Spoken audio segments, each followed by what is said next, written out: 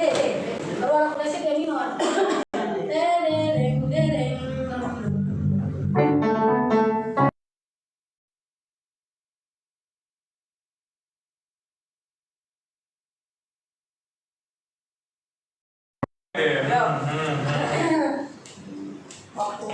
Mulai deh. Puji nama Tuhan, Shalom.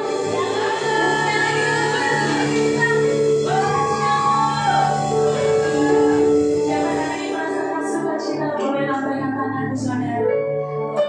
Yang ada di live streaming juga Shalom. Selamat datang di gereja kami di JKI Bethlehem Tanjung Priok. Mari sama-sama kita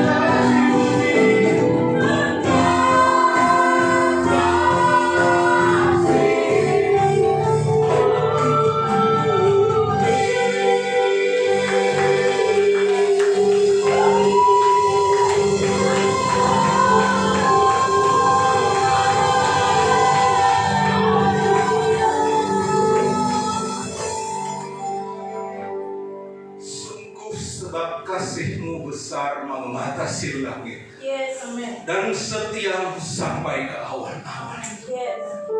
Lihat ke bawah, Tuhan, lihat ke bumi. Kehidupan kami adalah kesaksian kasih-Mu yang begitu besar. Yes. Seberapapun kami jatuh bangun, Tuhan tunggu dan Tuhan angkat. Kalau tanpa kasih-Mu kami tidak akan mencapai titik di mana kami ada pada sampai saat yang ini. Tak pernah Kau tinggalkan buatan tangan-Mu, Tuhan. Tak ada saat berlalu tanpa Tuhan tahu apa yang kami alami. Tak ada saat yang lewat tanpa Tuhan mengerti apa yang harus kami hadapi. Allah yang setia, Engkaulah setia.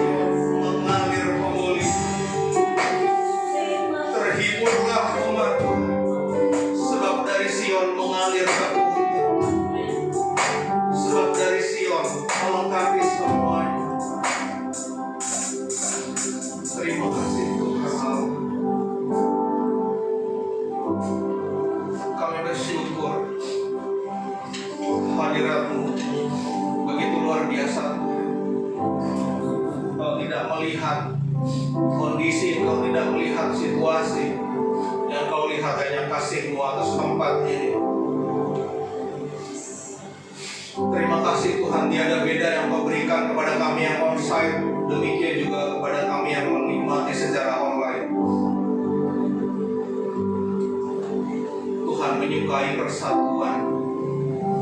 Tuhan menyukai kesatuan. Sekalipun terpisah oleh ruang, sekalipun terpisah oleh waktu, Dia menikmati setiap takhta yang dibangun oleh semua pujian umat-Nya. Terima kasih Tuhan. Pulihkan kami lebih lagi. Sekalipun juga apapun yang kami hadapi, pulihkan kami dalam pengenalan akan firman. Izinkan hamba-Mu ini Tuhan untuk menyampaikan isi hati-Mu. Kiranya di dalam hadirat-Mu kami tetap boleh membaca, merenungkan, dan mengerti firman untuk menjadi pelaku-pelaku firman-Nya. Izinkan kami duduk diam di kaki, mendapatkan bagian yang tidak akan diambil dari kami, seperti Maria mendapatkan bagian yang tidak akan pernah diambil darinya. Urapi hamba-Mu yang menyampaikan, dan urapi hamba-hamba-Mu yang mendengarkan, sebab kami semualah hamba-hamba Allah. Supaya kami rindu di akhir keabadian Tuhan menyambut kami. Masuklah hai hamba-Mu yang baik dan setia, masuklah ke dalam kebahagiaan Tuhan. Terima kasih Tuhan. Berkenanlah ya Tuhan atas perenungan firman kami. Kami rindu akan Engkau, dan kami rindu tenggelam dalam pengenalan yang benar akan Engkau. Kami rindu untuk masuk lebih dalam di dalam firman. Izinkan kami ya Tuhan. Izinkan kami ya Tuhan. Terima kasih ya Bapa.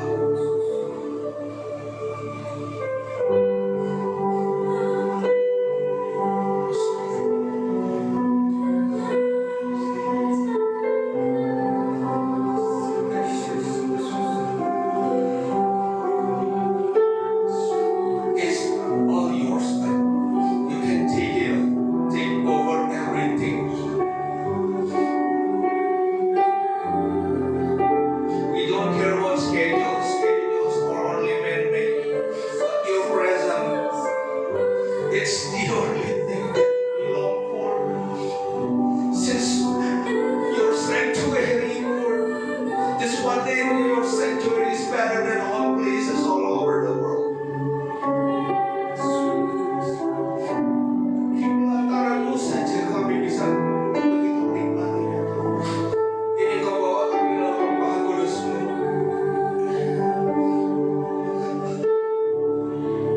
Jadilah yang Kau mau, lakukan yang Kau mau, kerjakan yang Kau mau. Hamba-Mu berdoa untuk umat-Mu yang menikmati secara online. Urapan yang sama mengalir, membasuh, menjamah dalam keterbatasan mereka mendengarkan lewat gadget. Roh-Mu tidak terbatas. Roh yang mengalir di tempat ini yang begitu kuat, mengalir sama di semua yang menikmati secara online.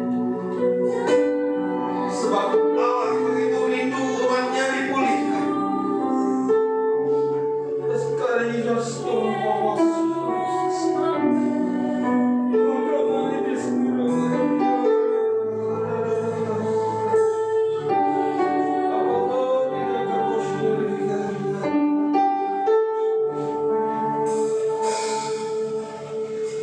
umat Tuhan begitu merindukan, selalu terbuka pintu pemulihan. Jangan lihat dosamu, jangan lihat kesalahanmu, lihat kasih-Nya yang berlimpah-limpah, mengalir menetes tidak pernah berhenti. Masuk lebih dalam di dalam ruang Maha Kudus.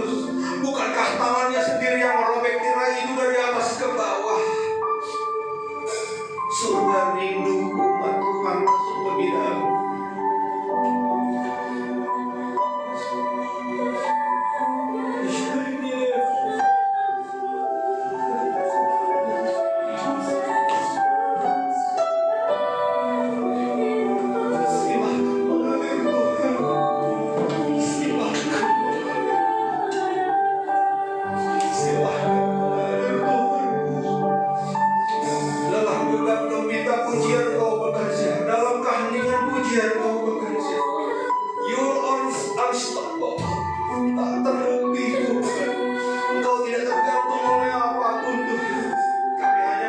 Manusia yang melayanimu Tuhan.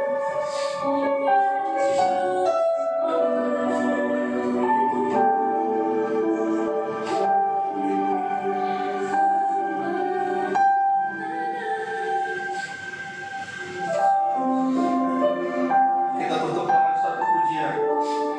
Yesus.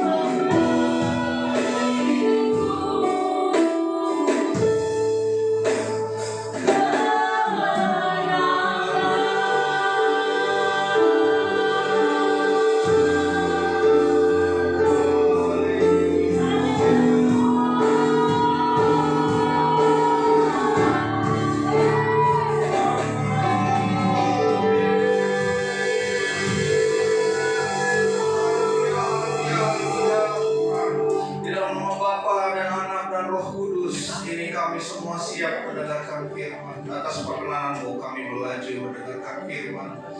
Ini bejana yang siap dibentuk oleh Engkau Tuhan. Isi cawan ini dengan air Engkau Roh Kudus, air yang memuaskan dan memberi pengenalan.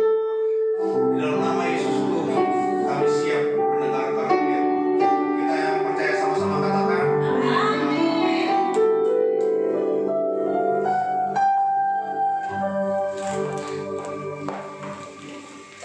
Shalom Bapak Ibu. Shalom.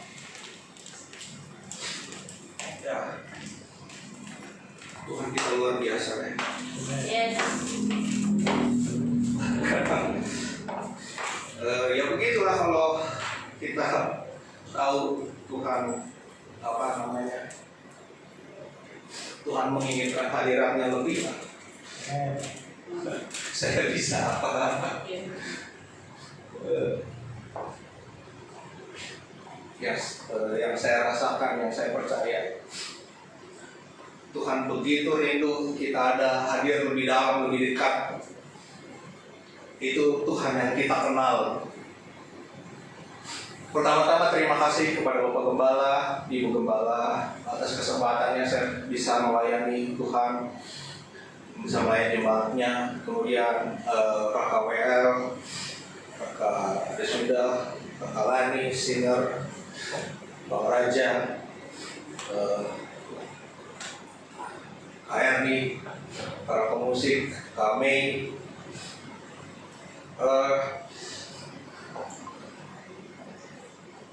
Hari ini kita akan melengkapi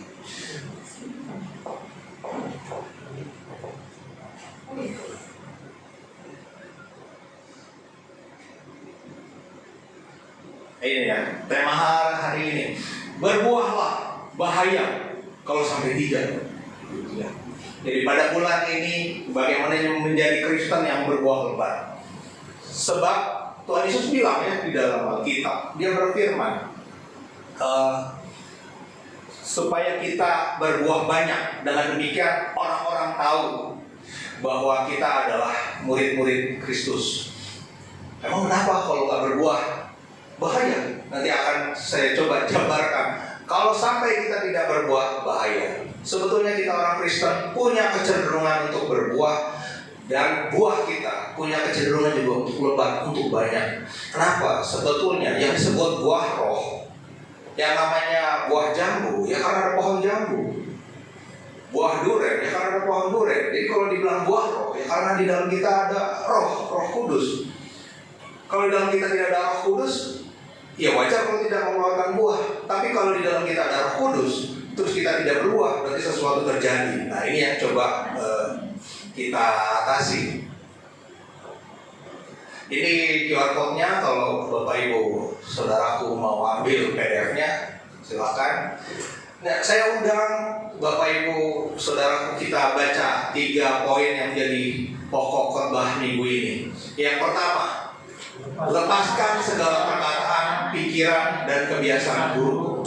Tuhan ingin kelimpahan dalam berbagai kebaikan di hidup kita. Jadi kelimpahan yang Tuhan mau, kelimpahan kebaikan, bukan sekedar kelimpahan dalam artian sempit, tapi kelimpahan kebaikan. Kemudian yang kedua, biarkan Tuhan memangkas dan memupuk hidup kita. Jangan dilawan. Namanya dipangkas itu sesuatu yang membuat kehilangan. Tapi kalau datang dari Tuhan, jangan dilawan. Namanya dipupuk, berarti akal kita diberikan sesuatu. Nah, kalau diberikan sesuatu, jangan dilawan juga. Karena kita berharga dan mulia, Tuhan menguduskan kita. Di mata Tuhan kita berharga dan mulia. Awalnya Yudas begitu. Yudas memilih jalannya sendiri, ya sudah, dia mendapatkan apa yang dia mau. Tapi sesungguhnya semua buatan tangan Tuhan, manusia maksudnya, di mata Tuhan itu berharga dan mulia. Selanjutnya terserah mereka memutuskan apa. Dan kita sudah memutuskan hal yang benar. Yang ketiga, memperbaiki diri sekarang dan selalu. Setiap saat mencari hal yang dapat diperbaharui dari dalam diri kita. Perbaiki diri. Ya, bahwa kita sudah belajar Bu Gembala bawakan tentang manusia baru, senantiasa diperbaharui di dalam roh. Diperbaharui. Hari ini diperbaharui, besok diperbaharui, besoknya lagi diperbaharui. Gitu ya. Suatu kali saya nggak mau datang ibadah lagi SMA. Ya, ibadah persekutuan Kristen gitu ya. Diajak sama kawan saya. Saya dengan gampang bilang, percuma ibadah, nanti juga bikin dosa lagi. Tuhan, terus teman saya dengan gampang bilang, ini kan kayak mandi, percuma lu mandi, nanti kotor lagi. Ya saya ngerti di situ ya, berarti ibadah itu proses yang terus menerus, memperbaiki juga proses yang terus menerus.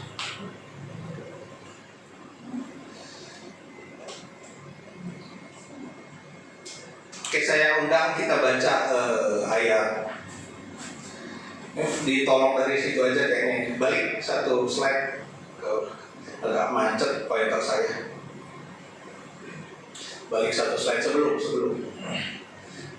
Sesudah.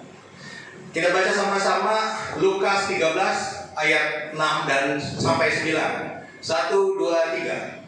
Lalu Yesus mengatakan perumpamaan ini. Seorang mempunyai pohon ara yang tumbuh di kebun anggurnya, dan ia datang untuk mencari buah pada pohon itu, tetapi ia tidak menemukannya. Berikutnya. Lalu ia berkata kepada pengurus kebun anggur itu, sudah 3 tahun aku datang mencari buah pada pohon ara ini, dan aku tidak menemukannya. Tebanglah pohon ini. Untuk apa ia hidup di tanah ini dengan percuma? Coba kita ulang yang bagian yang merah.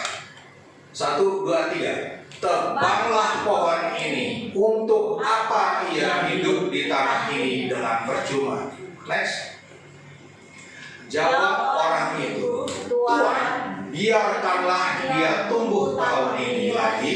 Aku akan mencangkul tanah sekelilingnya dan memberi pupuk kepadanya. Mungkin tahun depan ia berbuah. Jika tidak, tebaklah dia. Sekali lagi yang merah. Mungkin tahun depan ia berbuah. Jika tidak, tebaklah dia.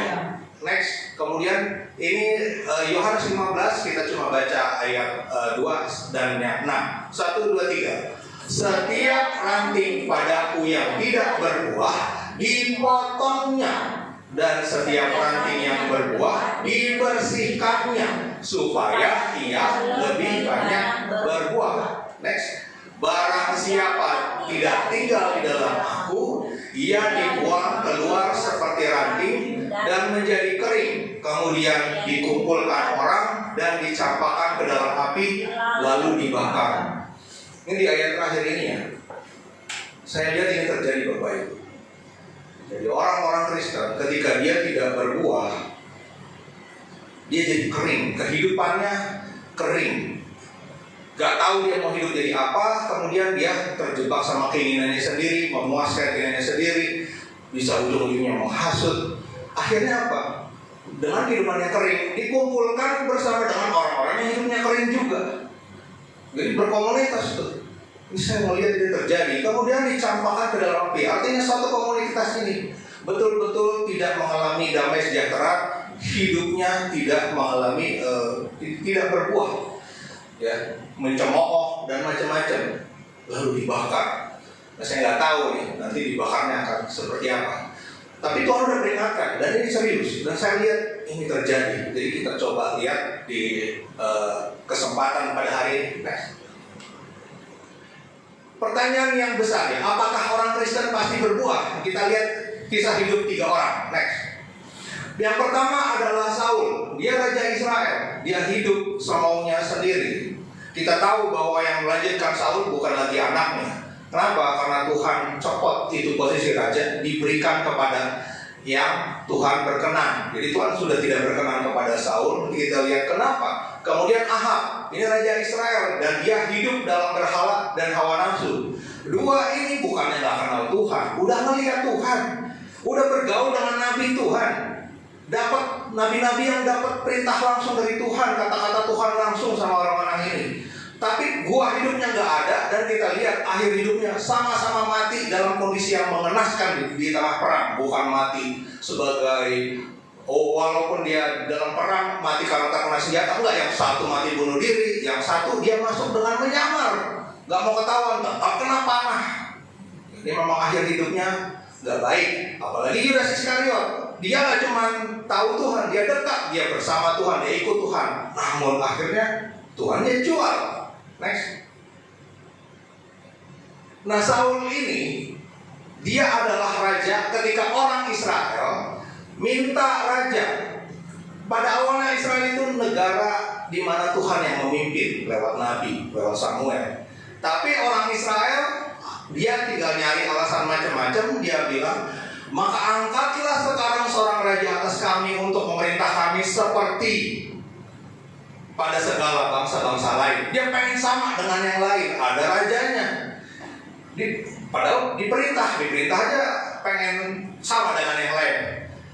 Nah, Samuel sebetulnya keberatan dengan permintaan bangsa ini. Tetapi Tuhan berfirman, dengarkanlah perkataan bangsa itu dalam segala hal yang dikatakan mereka kepadamu, sebab bukan kau yang mereka tolak.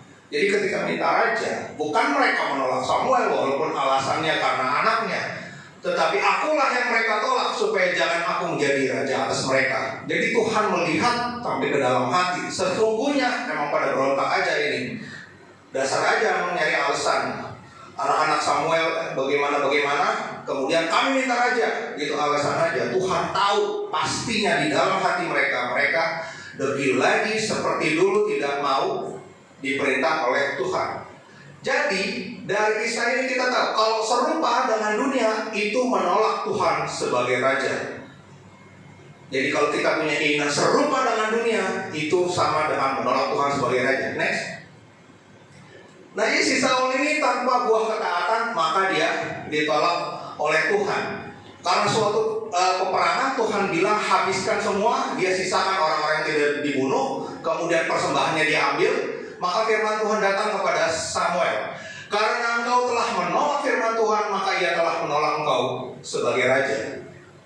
Ya udah, serupa dengan dunia, ditolak Tuhan. Tidak taat sama Tuhan, ditolak Tuhan. Ini gak ada buah ketaatan.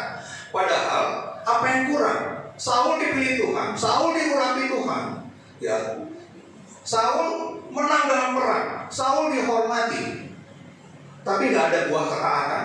Jadi ini contoh orang yang tahu Tuhan, tapi tidak berbuah. Next. Kisah yang kedua, Ahab. Ini menyembah berhala, the guilt. Ya, Alkitab tuliskan tentang Ahab. Kamu telah meninggalkan perintah-perintah Tuhan dan kau ini telah mengikuti para Baal. Nggak cuma Baal, para Baal. Jadi banyak berhalanya ini. Dan kita tahu Baal-Baal ini dibawa oleh Isabel. Kesalahannya dia adalah memperistri bangsa asing, sesuatu yang melanggar keinginan Tuhan. Alkitab sampai katakan, sesungguhnya tidak pernah ada orang seperti Ahab yang memperbudak diri dengan melakukan apa yang jahat di mata Tuhan, karena ia telah dibujuk oleh Isabel istrinya. Alkitab gunakan kata yang sangat keras, yang merah itu, memperbudak diri. Artinya bukan tanggung jawab Isabel ini. Ini tanggung jawab Ahab sendiri. Dia menjadikan dirinya budak dari kejahatan. Isabel hanya cara yang digunakan iblis mungkin, tapi Ahab bertanggung jawab atas ulahnya sendiri, memperbudak diri. Nah, kita lihat akibat berhala itu kehilangan penguasaan diri dan mudah dihasut. Next. Karena ada guilt, jadi ini nggak bisa dinasihati. Ya sama kasusnya tuh, Saul dan Ahab. Ya, padahal kalau dia merendahkan diri, ada satu kasus Ahab ini merendahkan diri di hadapan Tuhan. Jadi Tuhan bilang begini, oleh karena ia telah merendahkan diri di hadapanku, maka aku tidak akan mendatangkan malapetaka dalam zamannya.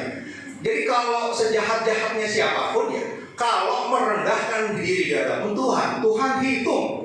Ya, katanya itu saya merahin karena kemudian maka. Jadi ada satu yang kita kerjakan, maka Tuhan akan merespon. Jadi sekalipun ada orang yang jahat, kalau dia merendahkan diri di hadapan Tuhan, enggak lantas Tuhan memalingkan muka, dihitung. Tetapi Ahab balik lagi sama dosanya. Ini yang jadi masalah. Nah, sampai ketika di perang terakhir ada nabi, ya Ahab mau tanya, di perang ini harus ngapain? Nabi itu diminta bicara. Tapi Ahab bilang, tidak pernah ia menubuatkan yang baik tentang aku, melainkan hanya malapetaka. Tidak pernah bagaimana? Ya, Tuhan gak selalu malapetaka. Ada kondisi Tuhan memberikan kesempatan perbaikan, Ahab tidak pakai. Kenapa Ahab tidak pakai kesempatan Tuhan kasih? Karena dosa berulang. Itu lagi. Akibat dari dosa berulang, tidak mampu melihat didikan Allah. Jadi kalau kita terjebak dosa berulang, keluar cepat supaya kita mampu melihat didikan Allah. Kalau enggak, kita melihat dunia ini tidak adil, saya tidak layak untuk hidup baik, saya tidak layak untuk dapat pengampunan. Nah itu, kalau dosa berulang itu lagi. Next. Kemudian Yudas Iskariot. Masalah dia apa? Dia kira Tuhan bisa ditipu. Ini masalahnya Yudas. Ya, ketika seorang wanita mengurapi kaki Yesus, Yudas bilang, mengapa minyak narwastu ini tidak dijual 300 dinar dan uangnya diberikan kepada orang-orang miskin? Kelihatannya rohani, tetapi Alkitab katakan hal itu dikatakan bukan karena ia memperhatikan nasib orang-orang miskin, melainkan karena ia adalah seorang pencuri. Ia sering, perhatikan di sini bahwa ia sering mengambil uang yang disimpan dalam kas yang dipegangnya. Jadi ada rumus yang bahaya nih. Dosa berulang ditambah tidak jujur sama dengan awal dari maut. Jadi bukan Yudas nanti dipakai untuk penyalipan, tidak. Kita tahu Allah bekerja dalam segala perkara untuk mendatangkan kebaikan. Jadi ketika Yudas bertumbuk-tumbuk dosanya, Allah tetap bekerja untuk mendatangkan kebaikan bagi semua yang terpanggil. Kalau Yudasnya nggak mau, ya terserah si Yudas. Tapi untuk kita pekerjaan Yudas digunakan juga oleh Allah. Ya, jadi ini ya, dosa berulang ditambah tidak jujur, itu awal dari maut. Next. Yudas ini Tuhan sudah beri peringatan keras.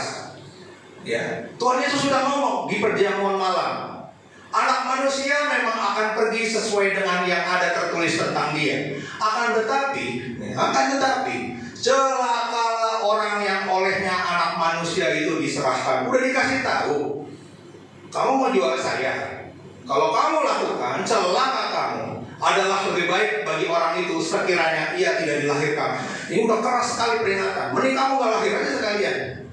Jadi bukan Tuhan menggunakan Yudas untuk menyalibkan, tidak.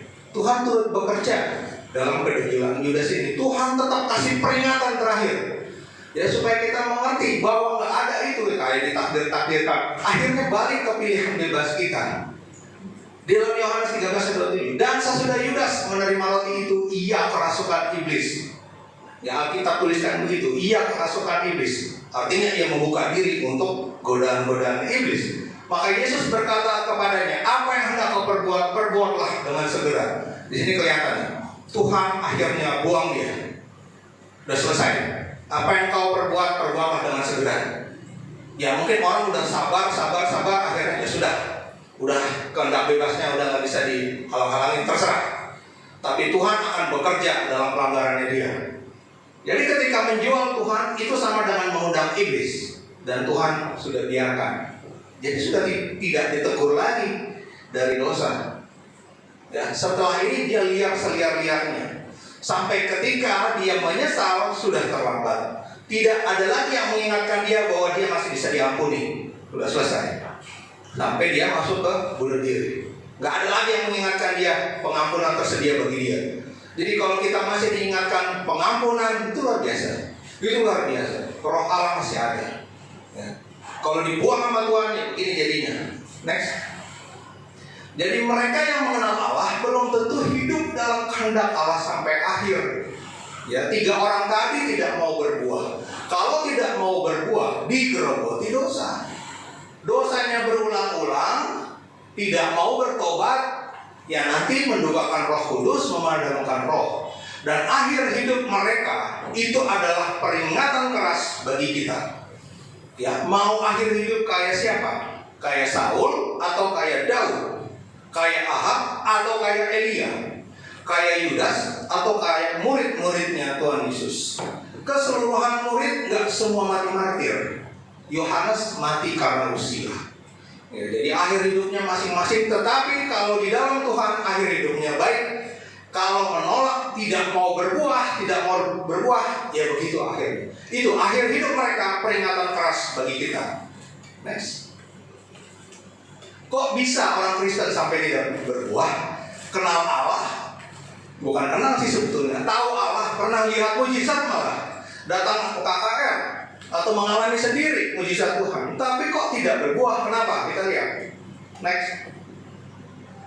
Ini ada suatu ayat Markus 4 ayat 18 sampai 19. Dan yang lain ialah yang ditaburkan di tengah semak duri, itulah yang mendengar firman itu. Lalu kekhawatiran dunia ini dan tipu daya kekayaan dan keinginan-keinginan akan hal yang lain masuklah menghimpit firman itu sehingga tidak berbuah.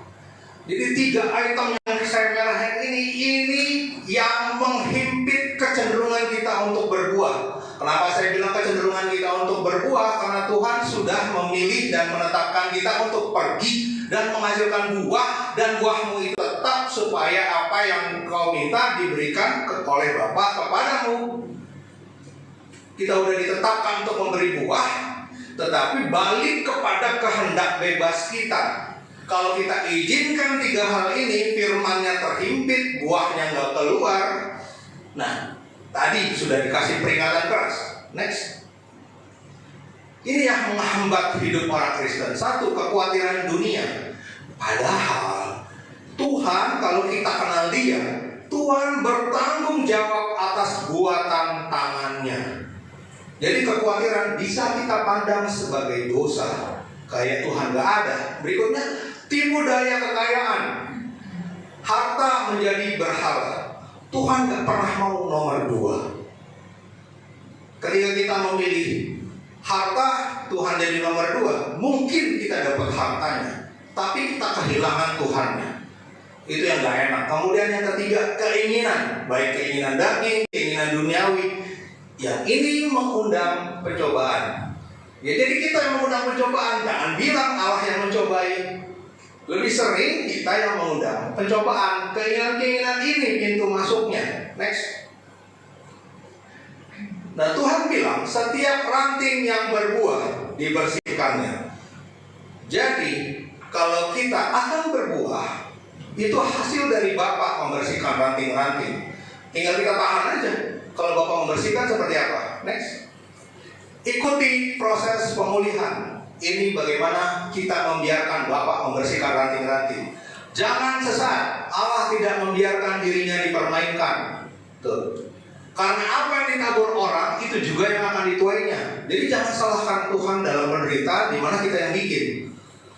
Ya. Kita sama kita Ayub, padahal kita Daud. Ketika Daud berzinah dengan Bathsheba, kemudian dia dikejar-kejar oleh Absalom anaknya, posisinya berbeda. Dia dikejar-kejar oleh karena kesalahannya sendiri. Tapi kalau Ayub bukan, ya. Apabila seorang dicobai, janganlah ia berkata pencobaan ini datang dari Allah. Sebab Allah tidak dapat dicobai oleh yang jahat dan ia sendiri tidak mencobai siapapun. Jadi kita harus jujur melihat ini datang oleh karena apa. Kalau ini bukan karena Allah tapi karena kesalahan kita, ya ayo kita ikuti proses pemulihan. Tetapi tiap-tiap orang dicobai oleh keinginannya sendiri karena ia diseret dan dipikat olehnya. Ya kadang kita ini pembelajar yang tidak begitu bagus gitu ya. Kalau mau belajar itu suatu hal harus diulang-ulang. Jadi kita kan pernah sekolah. Ya bagaimana kita menulis karena berlatih berulang-ulang. Sekali nggak bisa. Ya mungkin juga begitu cara kita belajar tentang kehidupan. Mesti berulang. Ya, maka bukan Tuhan yang mencobai kita. Keinginan kita sendiri yang membuat kita jatuh dalam pencobaan. Maka kita dilatih untuk memilah-milah keinginan. Next. Nah ini baru sabar dalam penderitaan. Penderitaan yang gimana? Ya, janganlah ada di antara kamu yang harus menderita sebagai pembunuh, atau pencuri, atau penjahat, atau pengacau. Jadi jangan menderita karena kesalahanmu sendiri. Itulah kira-kira yang disampaikan. Tetapi jika ia menderita sebagai orang Kristen, maka janganlah ia malu, melainkan hendaklah ia memuliakan Allah di dalam nama Kristus ini. Jadi kalau kita menginjil, ini paling mungkin kita akan memahami ini ya. Jadi yang menginjil itu mengalami penderitaan itu mesti gara-gara si jahat itu yang bergerak. Dan artinya kita berada di dalam jalan yang benar. Gak mungkin kita menginjil terus menderita karena kesalahan kita. Enggak, itu memang udah penderitaan di set sama si satu itu. Jadi pilihlah penderitaan yang memang menderita sebagai seorang Kristen. Ya ini cara Tuhan membuat kita semakin subur. Memuliakan Tuhan sebab hikmat di balik penderitaan. Ini yang saya bilang sebagai penderitaan. Kalau yang tadi memang pemulihan sebelumnya. Ya memang karena kesalahan kita aja, ya sabar aja. Kan badai pasti berlalu. Tidak pernah ada masalah yang akan awet sampai selama-lamanya kan. Demikian juga penderitaan. Tapi semuanya Tuhan gunakan tuh, sebab Allah bekerja dalam segala perkara untuk mendatangkan kebaikan bagi mereka yang terpanggil menurut rencananya. Jadi kebaikan hanya kepada mereka yang terpanggil menurut rencana Allah. Di luar itu belum tentu kebaikan. Next. Nah, sedia menerima teguran. Amsal bilang, hai anakku, janganlah kau menolak didikan Tuhan dan janganlah kau bosan akan peringatannya. Ibrani nyambung ini. Karena Tuhan menghajar orang yang dikasihinya. Hah? Begitu Tuhan? Iya, Tuhan begitu. Dan ia menyesah orang yang diakuinya sebagai anak. Ya ini di Ibrani diingatkan. Jadi kalau kita didiemin aja sama Tuhan, jangan. Tetapi untuk segala kemungkinan kita menjadi baik, kalau perlu dihajar sama Tuhan. Kalau perlu disesat Tuhan. Seorang bapak yang menghajar anaknya bukan untuk membunuhnya, tetapi untuk mendisiplin, mendidik, supaya sekali aja dihajar, habis itu dia diperbaiki kelakuannya, habis itu dia bisa baik dengan sendirinya untuk segala hal. Sekali aja dihajar seperti itu. Jadi mungkin Tuhan hanya seperti itu, secukupnya aja. Jika kamu harus menanggung ganjaran, Allah memperlakukan kamu sebagai anak. Ya Allah bisa memperlakukan kita sebagai anak, sementara Allah memperlakukan orang lain sebagai musuh. Nah, kita beruntung kalau Allah memperlakukan kita sebagai anak. Di manakah terdapat anak yang tidak dihajar oleh ayahnya? Ya, suka kalau mamanya sudah diatur ya. Tapi kalau bapaknya tinggal panggil nama, udah langsung selesai persoalan. Dia nurut. Ya, jadi memang Bapa di surga bertindak seperti itu. Ini cuma bisa dilihat untuk orang-orang yang sudah dewasa rohani, tidak bayi rohani. Masih susu aja yang diminta. Kalau berdoa sama Tuhan hanya sebatas mujizat, berkat. Nah, ini nggak bisa lihat nih. Dihajar Tuhan, waduh, dia mungkin malah jadi kepahitan. Ya, ketika kita sudah dewasa rohani, terbiasa untuk makan makanan keras, jadi kita udah siap untuk ditegur, bersedia ditegur, bersedia diproses oleh Tuhan. Next. Nah, hidup berkomunitas. Ya, kebetulan kita ini tidak dipanggil untuk menyendiri di lereng gunung, hidup saleh, menumpuk kebaikan, masuk surga sendiri. Tapi kita diutus ke tengah-tengah, ya, seperti domba diutus ke tengah-tengah serigala. Hendaklah kamu cerdik seperti ular, namun tulus seperti merpati. Jadi nggak bisa kita sendirian. Panggilan kita nggak seperti itu. Ya, Tuhan utus kita ke tengah-tengah dunia. Jadilah terang di tengah-tengah dunia. Jadilah garam yang menggarami. Maka kita hidup berkomunitas, teratur dan disiplin. Ya, Alkitab bilang, janganlah kita menjauhkan diri dari pertemuan-pertemuan ibadah kita, seperti dibiasakan oleh beberapa orang. Ini yang biru ya. Marilah kita saling menasihati dan semakin giat melakukannya. Menjelang hari Tuhan yang mendekat. Jadi dalam komunitas yang sehat, boleh kita saling menasihati. Bukan karena kita benar, tapi karena kita memang diwajibkan oleh Tuhan untuk mengingatkan. Ya, kita ingatkan. Tentu kita ingatkan nggak dengan songong, dengan sotoy. Kepada Timotius, Paulus bilang, tegurlah orang yang lebih tua seperti Bapa, tegurlah seperti sahabat, sopan. Jadi ada caranya kok, semua ada caranya.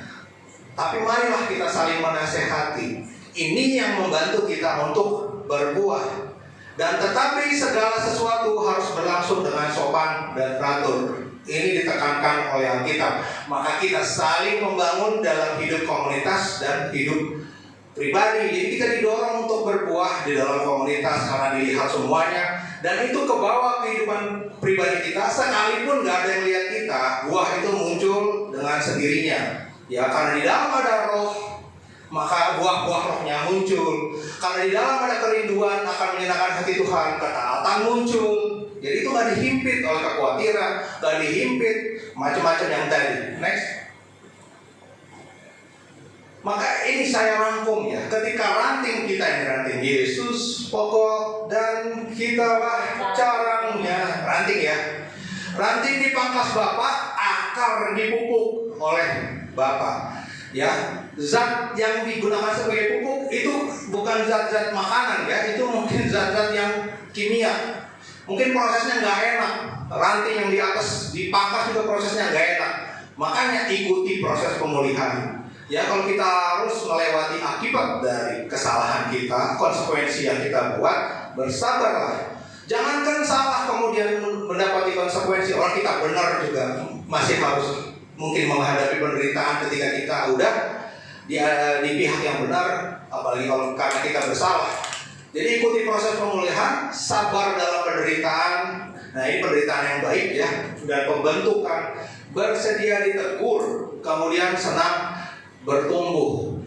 Ya, bersedia ditegur ini artinya kita ya sekalian tadi hidup dalam komunitas ya. Kita hidup dalam komunitas, contohnya dalam gereja lokal ya. Kenapa kita tahu kita tertanam di sini? Karena Tuhan berikan suatu rasa damai sejahtera yang melampaui segala akal, yang menuntun kita di sini. Kok bisa? Ya, karena seorang anak tidak memilih di rumah mana dia dilahirkan.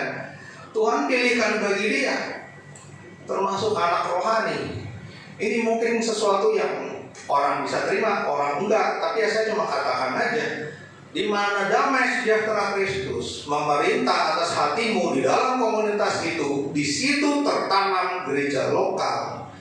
Ya, ketika karena suatu alasan kita memilih, mungkin karena karena suatu alasan kita memilih yang lain, ya tinggal kita bertanya di tempat yang baru, buahnya muncul nggak? Buahnya nggak muncul, damai sejahteranya hilang. Kan gampang mengujinya. Apakah ini rencana Tuhan atau tidak? Sekalipun di dalam penderitaan, sekalipun di dalam lembah kekelaman, aku tidak akan takut bahaya, sebab gadamu dan tongkatmu itu yang beserta aku. Damai sejahtera Tuhan menyertai sekalipun penderitaan kita bertubi-tubi. Yang menderita dengan damai sejahtera itu berbeda dengan senang-senang, tapi kita tahu, waduh, rasanya nggak enak nih. Saya tahu ini dosa. Tapi gimana dong? Pasti itu berbeda. Ya, makanya di tempat kita tertanam di dalam keluarga rohani kita, ya, di situ kita ditegur, di situ kita berkomunitas. Ya pimpinan kita kan manusia nggak sempurna. Ya kalau nggak sempurna ya sudah, ya nggak masalah gitu. Tuhan tetap tempatkan di dalam ketertiban. Pembentukan terjadi baik ke pemimpin, baik kepada jemaat. Kita berlatih untuk taat, kita berlatih untuk menundukkan diri. Kita bisa ditegur. Kita bisa ditegur, nggak setuju kan bisa aja. Tetapi hindari sikap memberontak, hindari sikap yang kurang ajar, hindari sikap yang Tuhan tidak berkenan. Ya, besi menajamkan besi, manusia menajamkan sesamanya. Jadi memang begitu, segala gesekan, segala konflik, maksudnya untuk menajamkan, bukan untuk membelah. Jadi kalaupun terjadi pembelahan, ya tinggal kita lihat buahnya adakah, damai sejahteranya terpeliharakah, kehidupannya berubahkah, jadi lebih baik, lebih tenang, atau malah menjadi pencemooh dan macam-macam seperti di Mazmur 1. Jadi nggak bisa naik ke gunung Tuhan. Ya, buahnya menunjukkan apakah dia menemukan tempatnya atau tidak. Ini bagian yang membuat kita bersedia ditegur. Kemudian senang bertumbuh. Jadi efek dari tegur itu senang bertumbuh. Yang gak nyaman ditegur, tapi dia lebih memilih bertumbuh daripada memuaskan kepuasan dirinya. Ya, kemudian doping firman, ya, doa puasa, pujian penyembahan, persembahan, ibadah, renungan firman. Ini kan di dalam komunitas ya. Kalau di dalam komunitas kita bisa ikut. Kemudian berkomunitas teratur dan disiplin, ibadahnya teratur, ibadah taat minggunya teratur. Ya, merenungkan firman. Yang kita renungkan itu firman Tuhan sebetulnya. Sedangkan untuk ilmu dunia aja kita kejar betul-betul. Ya, saya sekolah tuh betul-betul ya, walaupun pelajarannya susah harus dibaca, harus diulang-ulang, kita harus latihan. Ya, kita semua seperti itu. Nah ini firman Tuhan ya, sekolah kehidupan. Ya, yang membuat kita lulus. Kita memperlakukan kayak udah tahu. Ya, diperbaharui dan diperbaharui. Next. Nah, setelah kita tahu apa yang harus kita lakukan, maka bentuk-bentuk pertobatan itu jangan tunda pertobatan. Next. Ini ada kisah Yesus mengutuk pohon ara. Ya, keesokan harinya sesudah Yesus dan ke-12 muridnya meninggalkan Betania, Yesus merasa lapar. Kenapa saya merahin bagian itu? Karena ada di bagian lain Tuhan bilang, makananku adalah melakukan kehendak Dia yang mengutus aku. Itu laparnya Yesus. Ya, ketika dia melihat pohon ara, maka ini kan simbol. Pohon ara itu simbol. Ya masa Tuhan Yesus melakukan sesuatu ke pohon itu jadi serius? Dan dari jauh ia melihat pohon ara yang sudah berdaun. Ia mendekatinya untuk melihat kalau ia mendapat apa-apa dari pohon itu. Jadi Tuhan datang ke kita untuk menyangka mendapat apa-apa. Adakah jiwa dari penginjil? Adakah buah-buah baik kehidupan? Adakah hal yang Tuhan berkenan? Ini Tuhan berharap ketika mendekat kepada kita. Tetapi waktu ia tiba di situ, ia tidak mendapat apa-apa selain daun-daun saja. Sebab memang bukan musim buah ara. Kenapa Tuhan mengharap sesuatu padahal bukan musimnya? Berarti persoalannya bukan pohon. Apakah Tuhan kita bodoh? Kan enggak. Berarti persoalannya bukan pohon. Dia lagi melakukan sesuatu yang dia tahu akan ditulis di Alkitab. diceritakan generasi ke generasi. Saat ini muridnya ngelihat belum ngerti, tapi muridnya merekam di dalam memorinya. Next. Maka katanya kepada pohon itu, jangan lagi seorang pun makan buahmu selama-lamanya. Dan murid-muridnya pun mendengarnya. Jadi tujuannya itu tuh yang paling terakhir, supaya murid-muridnya mendengar apa yang dia katakan Yesus mengutuk pohon ara, supaya pohon itu nggak ada yang makan dari situ lagi. Jadi peringatan keras seperti yang terjadi pada Saul, seperti yang terjadi pada Ahab, seperti yang terjadi pada Yudas, sebetulnya ini yang Tuhan maksudkan. Jadi nggak ada buah dari mereka yang bisa dinikmati untuk selama-lamanya. Jadi peringatannya keras. Makanya dikasihkan ke murid-muridnya. Murid-muridnya belum ngerti kok pada saat itu, tapi mereka mengingatnya dan mereka menulisnya di dalam Alkitab. Kita udah terima Roh Kudus, jadi kita bisa memahami makna di balik pohon ara ini. Saat itu murid-muridnya bersama dengan Tuhan Yesus, mereka mengerti sebatas yang mereka lihat. Next. Pagi-pagi ketika Yesus dan murid-muridnya lewat, mereka melihat pohon ara tadi sudah kering sampai ke akar-akarnya. Kalau akarnya kering, terus mau ngambil makanan dari mana? Ya, jadi kita mau datang, misalnya kita sudah dikutuk begitu, datang mau Tuhan, dengerin firman, lempeng, nggak ada apa-apa. Kasarnya beginilah, ekstrimnya ya. Nggak usah deh iblis datang untuk ngegodain dia. Ini murtad sendiri kok, nggak usah digoda iblis. Karena akarnya udah kering sampai ke akarnya, nggak ada buahnya. Jadi nggak perlu menggunakan iblis, murtad dengan sendirinya. Kemudian maka teringatlah Petrus akan apa yang telah terjadi, lalu ia berkata kepada Yesus, Rabi, lihatlah pohon ara yang kau kutuk itu sudah kering. Nah, di bawah ini lanjutannya, kalau kamu yakin apapun yang kamu doakan, bilang gunung ini pindah ke laut. Itu di bawahnya itu sebetulnya. Ya, seolah-olah mau menyatakan kekuatan iman. Ya kali Tuhan Yesus imannya untuk menghancurkan. Ini untuk menegur. Ada profetik di balik ini. Pohon ara itu apa? Ada yang bilang, ya kalau pohon ara itu sering digunakan sebagai simbol Israel. Ya sudah, kita ini Israel rohani. Apa mau Tuhan Yesus datang dan mengutuk? Gak usah berbuah aja sekalian sampai selama-lamanya. Ya untungnya tidak ya. Makanya di dalam kesabaran Tuhan, gunakan untuk berubah. Gunakan untuk berbuah. Kesabarannya masih ada. Kalau saat ini saya masih ada perasaan ditegur, Bapak Ibu masih ada perasaan tegur, Roh Allah masih bekerja. Kita belum dibuang. Luar biasa itu. Kalau udah enggak, udah nggak ada perasaan di lempeng, bakal, kebal. Next. Ini yang tadi kita baca di awal tadi. Ranting yang tidak berbuah menjadi kering, perlambang hidup. Yang hidup sudah sekedar hidup aja. Paulus bilang hidupku adalah Kristus dan mati adalah keuntungan. Nah kalau udah kering kayak gini, hidup untuk mencari keuntungan diri sendiri. Si itu udah sampai di situ, saya nggak mau kalah. Enak apa? Atau misalnya, loh, kalau dia bisa, saya juga bisa. Jadi hidup memenuhi egonya sendiri, atau memenuhi kebutuhannya sendiri, atau hidup dalam perasaan kalah. Ya, kebutuhan banyak banget. Ya udah kalau kita nggak kerja ya bagaimana?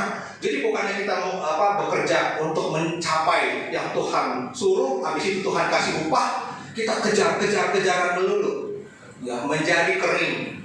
Kemudian dikumpulkan orang, artinya ini bisa diserahkan nama iblis, dikumpulin nama iblis dengannya sefrekuensi.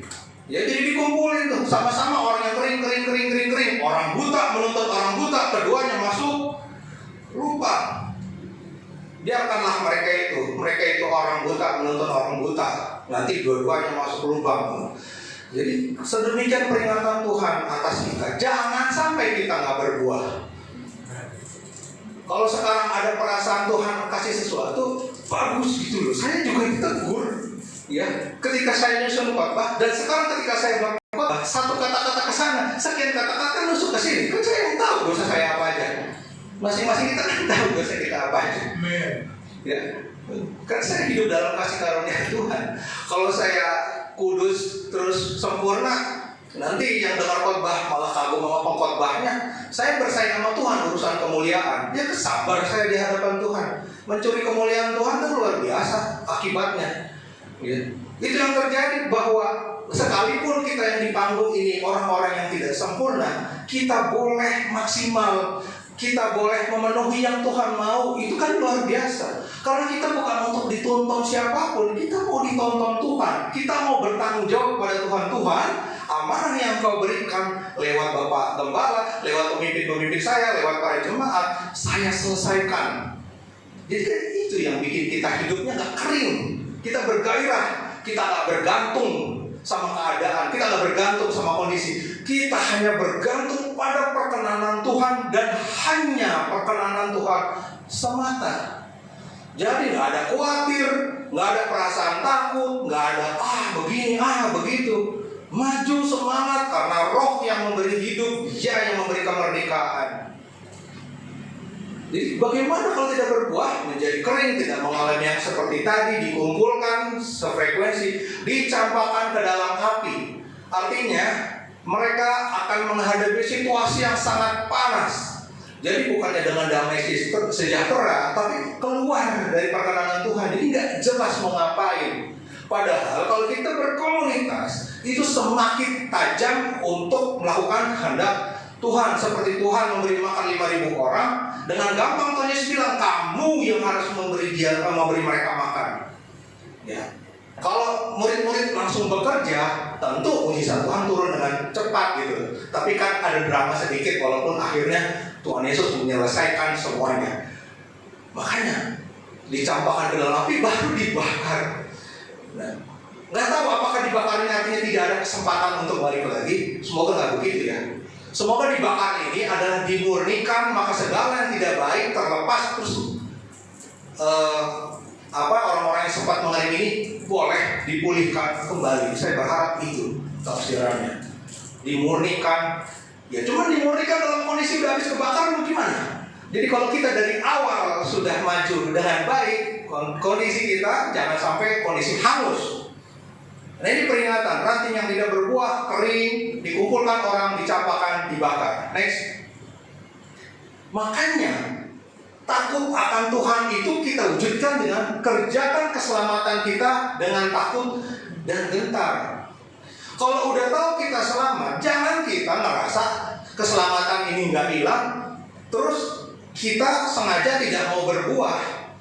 Ya, Tuhan Yesus dalam Wahyu bilang, aku tidak akan menghapus namamu dari kitab kehidupan. Bagaimana kalau beneran Tuhan Yesus hapus? Nama kita boleh ada karena darahnya. Jadi terserah dia kalau dia mau hapus. Jadi kita memiliki ketakutan yang kayak gitu. Ya, dengan ketakutan dan kegentaran itu, maka Allah bekerja dari dalam kita, buahnya muncul. Gitu loh, buahnya muncul. Next. 1 Korintus 3 ayat 15. Jika pekerjaannya terbakar, ia akan menderita kerugian, tetapi ia sendiri akan diselamatkan, tetapi seperti dalam api. Next. Nah, siapa menabur, dia akan menuai. Jadi pekerjaan setiap orang akan diuji dalam api. Kalau kita bekerja sesuatu yang benar, pelayanan yang benar, profesi yang benar, nanti diuji oleh api. Misalnya, udah kerja bagus-bagus, masih dipanggil polisi, masih dipanggil KPK. Membela dirinya mudah. Api itu akan dilewati gitu aja. Dan ketika pelayanan mungkin tidak dianggap, atau hasil pelayanannya tidak beroleh apresiasi, ya gampang aja, karena yang dikejar perkenanan Tuhan. Itu udah lolos gitu. Jadi pekerjaan dari emas diuji dalam api, nggak berubah bentuk. Tapi ketika motivasi, saya bisa ambil sedikit nih, nggak ketahuan. Di pelaporan kalau setiap transaksi saya ambil 1.000, nggak kebaca. Akhirnya auditor, misalnya KPK, BPK nemu. Udah tuh, pekerjaan kayu, kayak begitu tuh. Begitu kebakar, ya sudah, hangus. Kalau dia selamat, ya dia tidak seperti emas yang lewat api. Emas yang lewat api makin mengkilat karena daki-dakinya kebakar gitu. Kayu yang lewat api hitam karena hangus. Jadi bagaimana kita bekerja, kita lihat bahwa pekerjaan kita akan diuji oleh api. Makanya sekalipun Allah panjang sabar dan berlimpah kasih karunia, jangan lupa Allah juga adil, Allah juga tegas. Keadilannya dan ketegasannya itu bersama-sama dengan kasihnya. Jadi kita jangan lupa bahwa keadilan akan nyata dan ketegasan Allah tetap akan turun. Sekalipun kita udah tobat ya, makanya betul-betul kita menjaga hati, ya, jaga hati. Next. Sebab tanah yang menghisap air hujan yang sering turun ke atasnya dan yang menghasilkan tumbuh-tumbuhan yang berguna bagi mereka yang mengerjakan menerima berkat dari Allah. Saya bisa tafsirkan bahwa air hujan ini bicara tentang curahan perkenanan Tuhan, roh Tuhan turun ke atas kita dan menghasilkan sesuatu yang berguna bagi dunia, bagi tempat kita hadir, bagi pelayanan kita. Itulah, maka dari sana kita menerima berkat Allah. Saya percaya Allah kita gak kampungan, cuma bisa nyuruh-nyuruh doang, gak tanggung jawab sama kehidupan kita, enggak. Kalau kita udah lurus semuanya, segala macam yang bocor-bocor itu, lumbung-lumbung kita yang bocor, Tuhan berperkara langsung. Kalau ada tikus, saya percaya Tuhan yang hantam itu tikusnya. Allah yang saya kenal bukan Allah yang sebegitu kampungannya, nyuruh doang bisa, tanggung jawab gak ada. Makanya kalau terjadi sesuatu yang kok begini-begini mulu, saya harus periksa diri saya. Tuhan lagi berperkara apa ini sama saya? Saya selesaikan di sana. Karena Tuhan pasti tanggung jawab sebetulnya. Allah yang saya kenal, berkali-kali saya mengalami begitu. Dia selalu tanggung jawab. Ya. Tapi kalau dia menghajar, dia hajar benar. Dia hajar benar. Sampai nangis-nangis, saya. Makanya tobat, gitu loh. Kira-kira itu kisah saya. Next. Tetapi jika tanah itu menghasilkan semak duri dan rumput duri, tidaklah ia berguna dan sudah dekat pada kutuk. Kan itu lagi, balik-balik lagi ke sini dan berakhir pada pembakaran. Jadi ketika bukan roh Allah yang kita tunjukkan, tapi semak duri dan rumput, kita jadi nggak berguna. Ini gara-gara kita mendukakan roh ya. Ini gara-gara kita memadamkan roh ya. Mudah-mudahan nggak masuk pada menghujat Roh Kudus. Ya, ini udah dekat pada kutuk dan berakhir pada pembakaran. Jadi terus diingatkan, diperingatkan. Next. Nah, refleksi kali ini, next. Kenapa tidak berbuah? Jadi bagian hidup yang mana yang membuat kita tidak berbuah? Jadi di kesempatan ini saya ajak Bapak Ibu, Saudara dan saya juga untuk melihat apa sih yang menghalang-halangi kita berbuah. Dan apa yang bisa bikin buah kita lebih lebat lagi? Ya misalkan, adakah kepahitan? Adakah dosa? Misalnya cinta dunia, berhala. Ya berhala ini hari begini mungkin sudah tidak menyembah patung, tetapi membuat Tuhan tidak di nomor satu, itu berhala. Ya apapun yang membuat Tuhan turun prioritasnya itu berhala. Dan Tuhan sudah bilang, persahabatan dengan dunia adalah permusuhan dengan Allah. Jadi ini ada kesempatan kita membersihkan. Jadi kita kenal dulu. Namanya saya sakit ke dokter, kan dokter nggak tiba-tiba kasih obat ya. Dari jauh melihat saya datang duduk langsung resep. Kan enggak. Saya harus ngaku dulu sakit saya apa, gejalanya apa. Di hadapan Tuhan juga begitu kan, kita kenali bagian hidup kita mana yang menyebabkan kita tidak berbuah. Apakah kita terjebak kekhawatiran? Nah itu ya, kepahitan macam-macam. Next. Dan setelah kita tahu kita bagian mana yang bikin kita tidak berbuah, kita udah insaf, kita udah ngerti, kita udah sadar. Yuk kita ngerti, kita sekarang lagi diproses sama Bapak. Pasti diproses, semua diproses, semua enggak terkecuali. Dari level atas paling bawah pasti diproses. Mari kita sadari, mari kita merespon. Bagaimana kita merespon pemangkasan dan pupuk dari Bapak? Apakah kita mundur dari gereja? Apakah kita berhenti melayani? Apakah kita lebih parahnya malah jadi murtad? Apa responnya kayak begitu ketika dipangkas dan dipupuk? Nah, artinya sebelum berbuah jadilah dewasa. Jadi tinggalkan sifat kanak-kanak. Ya Rasul Paulus bilang dulu lagi kanak-kanak berkata-kata, merasa berpikir kayak kanak-kanak. Sekarang sudah dewasa berkata-kata, merasa dan berpikir dewasa. rohani. Kita kan nggak bisa menghindar dari ini. Tuhan, saya mau anak rohani, nanti di surga tetap anak rohani. Setahu saya enggak. Tuhan akan proses. Tuhan akan proses. Karena Tuhan rindu kita di surga bersama-sama Dia memerintah malaikat-malaikat, Dia akan proses kita dewasa rohani. Menyakitkan, iya. Tapi Tuhan akan proses. Nah, sekarang bagaimana kita meresponnya? Bertahan, setia, ya. Makan makanan keras. Makan makanan keras. Next. Terus kapan jadinya kita mau diperbaharui? Kita udah tahu tadi bidang-bidang yang kita masih terhambat berbuah. Kemudian kita tahu apakah respon kita sudah benar terhadap pembentukan dari Bapa. Nah, sekarang pasti ada kerinduan diperbaharui. Itu lumrah gitu ya. Manusia baru yang senantiasa diperbaharui menurut gambar halimnya. Jadi kita belum pas untuk menyampaikan gambar pencipta kita. Maka diperbaharui terus oleh Tuhan. Nah, proses memperbaharui ini ngikut kehendak bebas kita. Jadi masihkah kita masihkah kita menunda-nunda, atau kita mau sekarang juga mematikan manusia lama? Ya, jangan sampai kita secara tidak sadar atau bahkan dengan sengaja, bahaya bukan sengaja, memanfaatkan kesabaran Allah. Ya, Allah tuh bukannya tidak tahu, tapi Dia sabar terhadap kita semua. Ya, kesabaran itu bukan kita manfaatkan untuk kesukaan kita. Itu tadi, jangan sesat. Allah tidak membiarkan dirinya dipermainkan. Jadi ya, kita tahu kita di dalam kesabaran Allah karena Dia tunggu kita berubah. Atau kita ngerasa, ayo kehendak Tuhan gak penting hari ini. Nah, sekali lagi, ketika kita meletakkan kehendak Tuhan pada yang utama, Tuhan gak butuh pembenaran, validasi. Kalau Tuhan berkehendak, sudah ikuti aja. Ya. Maka Tuhan jangan sampai tidak di tempat yang pertama. Ya, seperti orang kaya di lautan api di perumpamaan itu, ya, Lazarus masuk ke surga, orang kaya masuk ke lautan api. Orang kaya bilang kepada Abraham, tolong bilang sama saudara saya. Gak bisa. Sudah ada jurang tak terseberangi, dan si orang kaya sudah terlambat menyadarinya. Kita sudah dikasih peringatan di depan, maka kita merespon peringatan-peringatan itu. Next.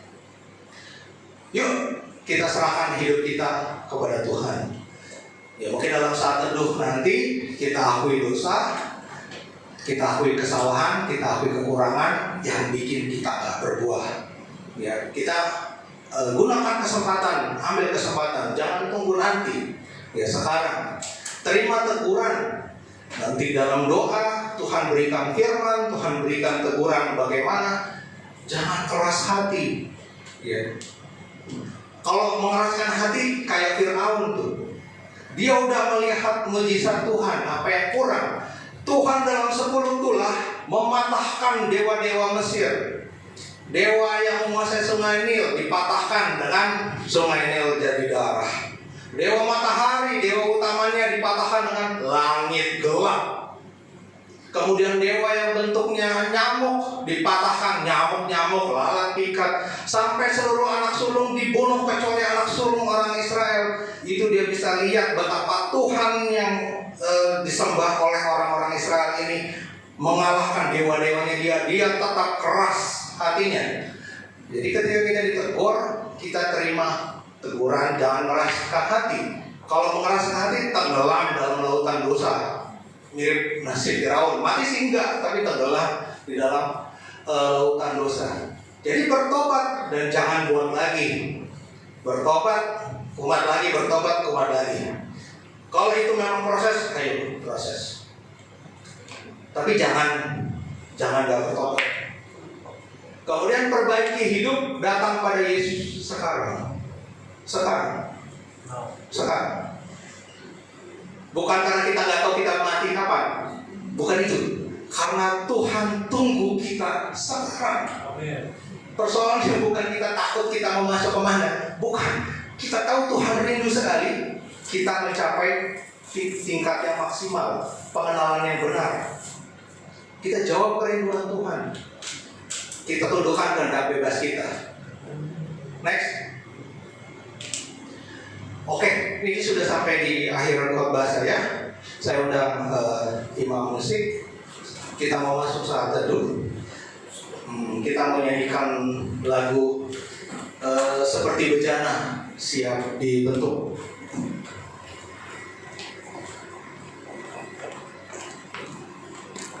Di next slide-nya. Lagi. Next.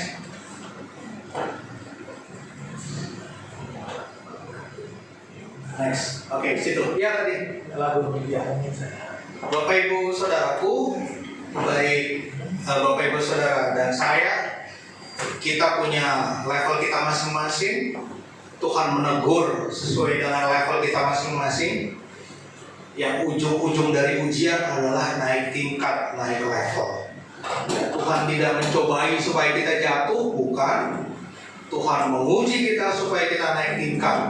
Kita yang mencobai diri sendiri dengan keinginan, maka kita kenali supaya kita jangan mencobai lagi diri sendiri. Ya, kita serahkan. Tuhan lebih mampu dari siapapun yang mendoakan, dari siapapun yang menunjukkan. Tuhan yang lebih mampu. Hamba-hamba Tuhan semua yang berkhotbah hanya menjadi sarana menyampaikan. Yang bekerja roh Tuhan sendiri, yang memulihkan Tuhan sendiri. Gak mungkin manusia mampu. Semua pelayan-pelayan Tuhan hanya mengerjakan bagiannya aja.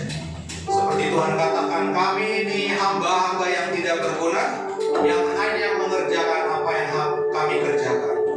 Di dalam hati dan dalam roh Bapak Ibu Saudara sekalian, Tuhan yang bekerja melampaui keterbatasan kami. Mari kita berdoa. El Shaddai yang Maha Kuat, di dalam Yeshua HaMashiach Kristus Yesus Tuhan Juru Selamat kami, tolong kami menikmati makanan-makanan keras yang harusnya dinikmati oleh pribadi-pribadi yang dewasa secara rohani. Seperti Ayub berani bilang, apakah saya hanya menerima yang baik dari Allah dan tidak mau menerima yang tidak baik? Berikan kami kesempatan menerima Engkau apa adanya, segala pembentukan. Kami rindu berbuah lebat, kami rindu berbuah keluar dari keadaan tidak berbuah, keluar dari keadaan berbuah yang sedikit tapi berbuah yang lebat. Kami mengerti pembentukan-Mu akan berjalan. Kuatkan lutut yang goyah, kuatkan hati yang ragu, yang bimbang. Tuhanlah satu-satunya penolong. Dia yang menunggu, Dia memulihkan. Ini kami bejana-bejana-Mu Tuhan. Apapun yang Kau melakukan, mau Engkau bentuk ulang sekalipun, silakan. Karena kami mengerti, kami berkali-kali menjalani hidup atas keinginan kami sendiri dan kami tidak tahu tujuan kami kemana. Kami tahu tujuan hidup kami adalah berbuah bagi kemuliaan Allah. Dan untuk itu kami harus serahkan arah hidup kami di dalam kehendak Bapa. Bentuk kami bejana-bejana-Mu Tuhan. Bentuk kami Tuhan. Yes.